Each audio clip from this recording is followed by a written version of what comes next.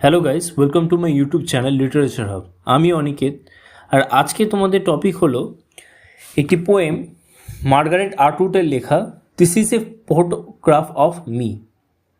এই পোয়েমটি, চলো এই পোয়েমটি সম্পর্কে আগে কিছু ইনফরমেশন বা এর রাইটার সম্পর্কে কিছু ইনফরমেশন জেনে নেওয়া যাক।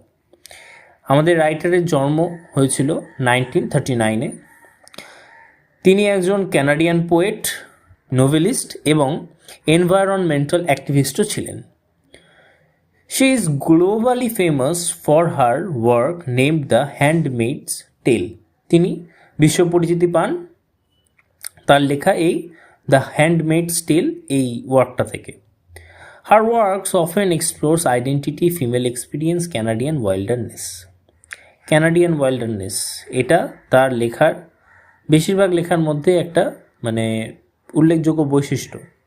এছাড়াও তার লেখার মধ্যে কি পাওয়া যাচ্ছে, আইডেন্টিটি, কখনো কখনো দেখা যায় আইডেন্টিটি ক্রাইসিস, কখনো এখানে তার লেখার মধ্যে সবসময় অনেক ক্ষেত্রেই উঠে এসছে যে ফিমেল এক্সপিরিয়েন্স, একটা মেয়ের সোসাইটিতে কী রকম তাদেরকে এক্সপিরিয়েন্স করতে হয় বা তাদের কি অবস্থান একটা সোসাইটিতে, এই সব কিছু তার লেখার মধ্যে ফুটে ওঠে। আজকের আমাদের আলোচ্য বিষয় যেটি রয়েছে, যে পোয়েমটি রয়েছে, তার মধ্যেও আমরা এই ফিমেল এক্সপিরিয়েন্স পাবো। এছাড়াও ক্যানাডিয়ান ওয়াইল্ডারনেস এটাও পাবো। The poem was first published in her 1966 collection the circle game.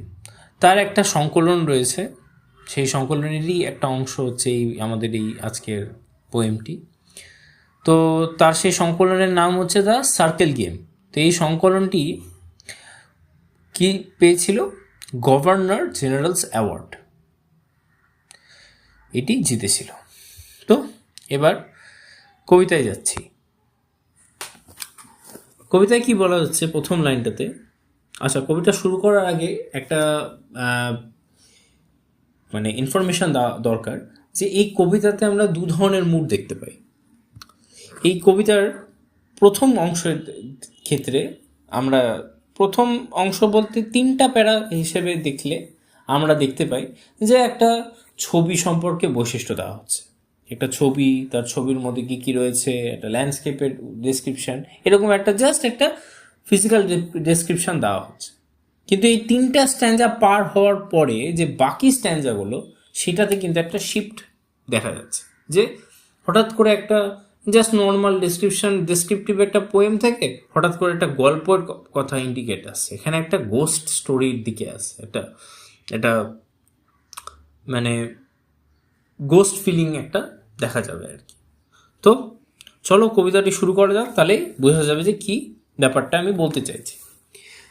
তো প্রথম লাইন যেটা বলছে, it was taken some time ago, at first it seems to be a smeared print, blurry lines and gray flicks blended with the paper. কি বলছে? একটা ফটোগ্রাফির দিকে তাকিয়ে বলছে, দেখাচ্ছে আমাদের কবি কি বলতে চাইছেন যে এইটা কিছু সময় আগেই নেওয়া হয়েছে ছবিটি। এটা কিরকম হয়ে আছে, একটা পেপার দিয়ে মোড়া, ব্লেন্ডেড উইথ এ পেপার, এবং কি দেখা যাচ্ছে ওর উপর একটা ব্লারি লাইন পড়ে গেছে, ধূসর রঙের হয়ে গেছে, পুরনো হয়ে গেছে আর কি, ধুলা পড়ে পড়ে পড়ে পড়ে ব্যাপারটা পুরনো হয়ে গেছে। এটা কিন্তু একটা স্মৃতিও যেরকম আস্তে আস্তে আস্তে ধুলোর পারদ জমতে জমতে যেরকম সেটা সময়ের সাথে সাথে যেমন ধুলার চাপে হয়ে যায়, তেমনি আমাদের এই ফটোগ্রাফটার উপরেও তেমনই হয়েছে, যে ধুলো পড়ে পড়ে পড়ে পড়ে পুরনোর সাথে সাথে সেই জিনিসটার উপর একটা ব্লারিনেস দেখা দিয়েছে, একটা ধূসর রং চারিদিকেই দেখা যাচ্ছে। কি বলছে? Then as you scan it you can see something in the left hand corner, a thing that is like a branch, part of a tree, balsam or spruce emerging, and to the right, halfway up that what ought to be a gentle slope, a small frame house. In the background there is a lake, and beyond that some low hills. এবার তিনি কি বলছেন? তিনি ওই ছবিটার মধ্যে যে ডিসক্রিপশনটা দেখা যাচ্ছে, বিভিন্ন জিনিস একটা ডিসক্রিপশন দিচ্ছে, যে একটা গাছের কিছু অংশের কথা বলছে, একটা ডালপালার কথা বলছে, ওখানে দেখা যাচ্ছে যে একটা স্মল একটা ছোট বাড়ি দেখা যাচ্ছে, একটা হ্রদ, ব্যাকগ্রাউন্ডে কিছু ছোটোখাটো পাহাড়, সব কিছু একটা মানে একটা শান্ত একটা ল্যান্ডস্কেপের একটা ডিসক্রিপশান দিচ্ছে। এবার আসছে সেই শিফট, যেটা আমি বলতে চাইছি, মুডটা এবার চেঞ্জ হচ্ছে। কি বলছে? The photograph was taken the day after I drowned. কি বলছে?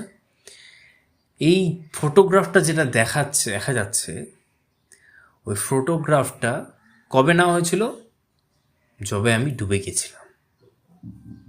তার মানে আমাদের যে রাইটার তিনি বা যে ন্যারেটার যে আছেন তিনি কিন্তু জীবিত নেই, তিনি কিন্তু মারা গেছেন।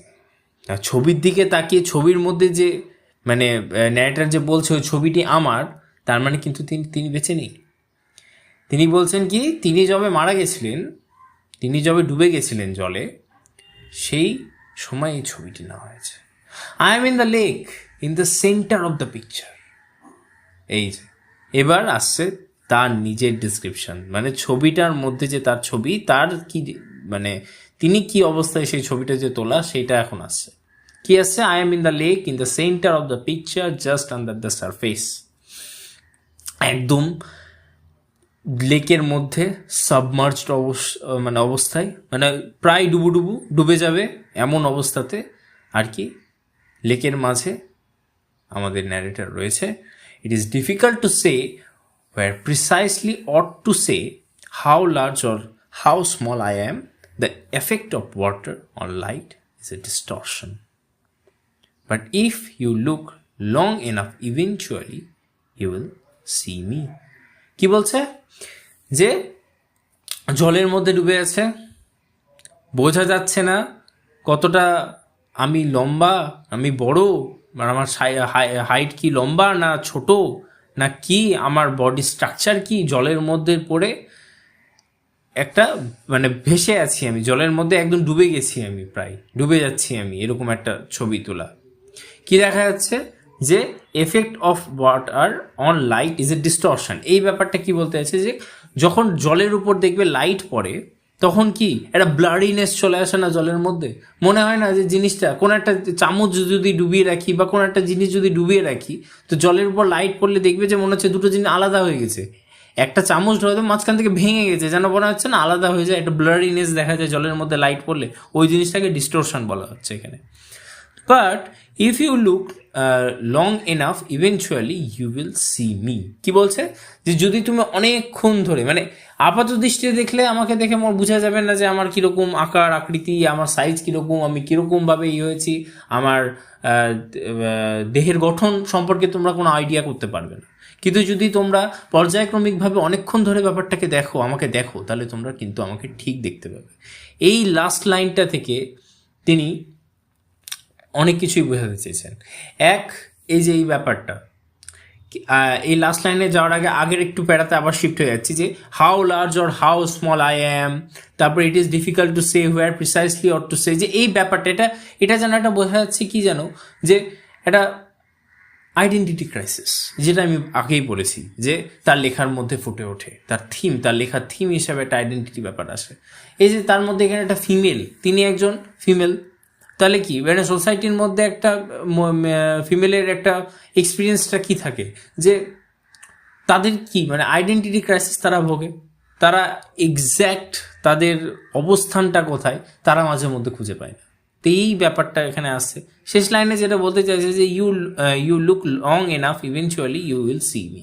তো এবার ব্যাপারটা তিনি যেটা বলতে চাইছেন, যে আমরা জীবনটাকে সবসময় কিনা সারফেস লেভেল থেকেই দেখি। আমরা কোনো জিনিসকে দেখার আগে বা কোনো জিনিসকে ওটার ডিপার লেভেলে গিয়ে আমরা বুঝি না যে ওর ভিতরে কি আছে, ওর মানে ওর অন্তর্নিহিত অর্থটা আমরা দেখার চেষ্টা করি না। আমরা সবসময় সারফেস লেভেল দেখে আমরা কিন্তু জাজ করার চেষ্টা করি।